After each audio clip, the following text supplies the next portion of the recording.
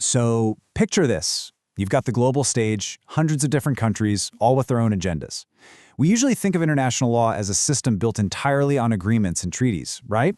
A country signs on the dotted line and boom, they agree to play by the rules. But what if there's a kind of super law, a rule that applies to every single nation on Earth, regardless of whether they actually gave their consent or signed any treaty at all? Is there an international law that absolutely no country can opt out of? Well, welcome to this explainer, because the short answer is yes. Today we're diving into the absolute highest echelon of global rules.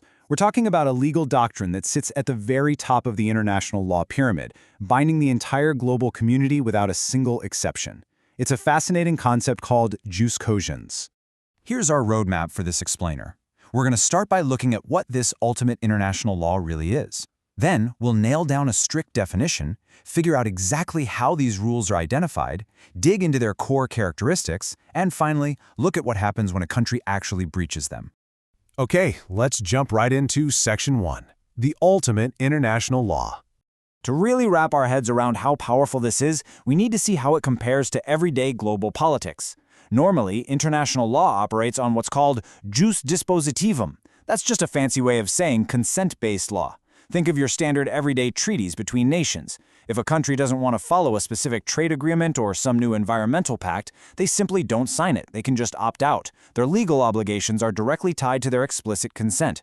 But Jus Cogens, which literally translates to compelling law, completely flips the script. It is non-derogable. That means absolutely no exceptions are allowed, and it's universally applicable. Once a rule achieves this superlegality status, no state can escape it, no state can protest it, and nobody can opt out. It binds everyone, period. Moving on to Section 2, defining Jus Cogens. So where is this actually written down? The bedrock definition comes from Article 53 of the Vienna Convention on the Law of Treaties, which legal folks usually just call the VCLT. It defines Jus Cogens as a preemptory norm of general international law. Now, what does that actually mean in plain English? It means it's a norm accepted and recognized by the international community of states as a whole, from which no derogation is permitted. You can't make a localized exception just for your country. You can't draft some secret side treaty to bypass it.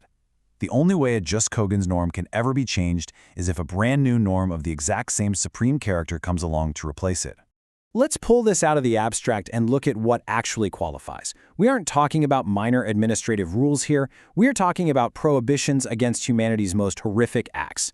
The universally accepted Jus Cogens norms include the absolute prohibition against slavery, genocide, torture, acts of aggression, and racial discrimination. No country on Earth can legally claim they have a right to commit genocide or torture, regardless of whether they've actually signed a human rights treaty.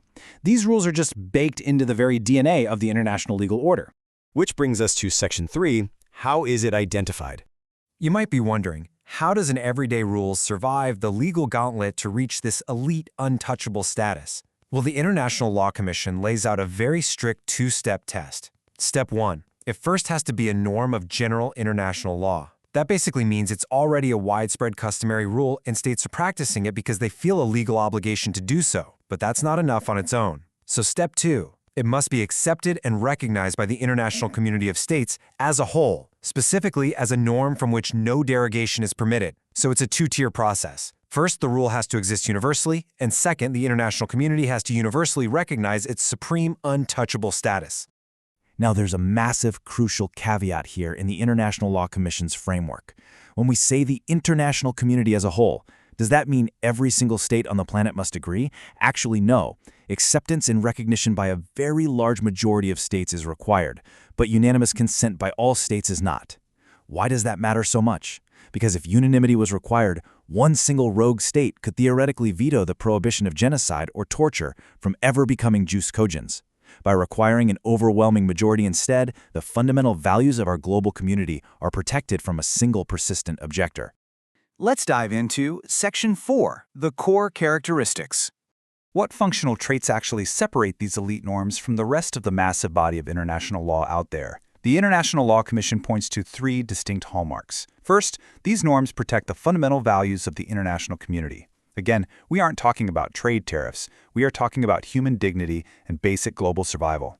Second, they are hierarchically superior. If an ordinary customary law or treaty clashes with Jus Cogens wins every single time.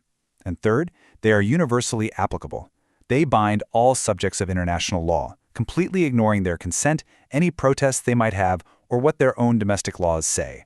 This real-world impact is brilliantly illustrated when we look at the International Law Commission's draft conclusions on preemptory norms. Specifically, Conclusion 17 connects Jus Cogens to obligations erga omnes.